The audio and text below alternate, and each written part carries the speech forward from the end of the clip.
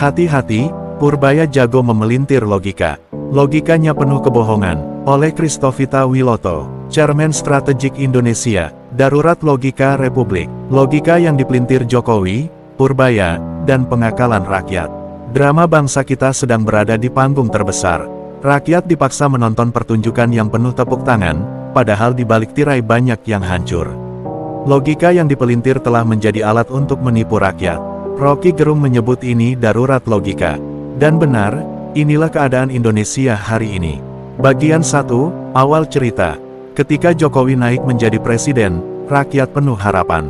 Namun sejak awal, arah kebijakan menunjukkan bahwa logika kekuasaan lebih penting daripada logika kebenaran.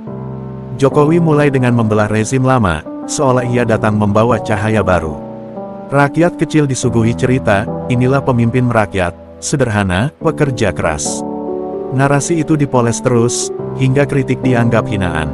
Padahal sejak awal, drama besar sedang dimainkan. Bagian 2, kronologi manipulasi logika.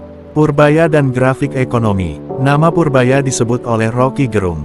Ia dipakai sebagai penguat narasi ekonomi Jokowi. Cerita resmi berkata, grafik ekonomi yang buruk lalu membaik karena intervensi Jokowi melalui Purbaya. Padahal, logika ini salah besar. Grafik naik setelah intervensi bukan berarti akibat intervensi. Banyak faktor lain yang lebih menentukan, harga batu bara, sawit, dan kondisi global. Kini Purbaya bahkan naik menjadi Menteri Keuangan baru. Artinya, orang yang sejak awal membantu Jokowi memutar logika kini ditempatkan di posisi paling penting untuk mengatur uang negara. Ini berbahaya, karena manipulasi logika lama berpotensi terus berulang. Kebijakan yang dibungkus prestasi. Jokowi berkali-kali memakai logika, karena saya turun tangan, keadaan membaik. Jalan tol memang dibangun, tetapi utang negara melonjak. Bendungan memang diresmikan, tetapi sawah petani tetap kering. Pujian diproduksi, kritik ditekan. Media besar sibuk mengulang bahwa Jokowi berhasil. Purbaya muncul dengan data dan grafik indah. Tetapi di desa-desa, rakyat tetap kesulitan membeli beras. Logika terbalik, utang naik lalu disebut pembangunan. Harga pangan mahal lalu disebut stabil.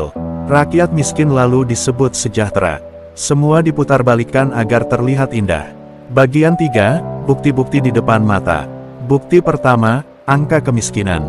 Resmi dikatakan turun, tetapi jutaan orang masih makan seadanya, banyak keluarga hanya bisa makan sekali sehari. Bukti kedua, utang luar negeri. Jokowi meninggalkan beban ribuan triliun, kini dikelola Purbaya sebagai Menteri Keuangan. Rakyatlah yang membayar bunga dan cicilan lewat pajak. Bukti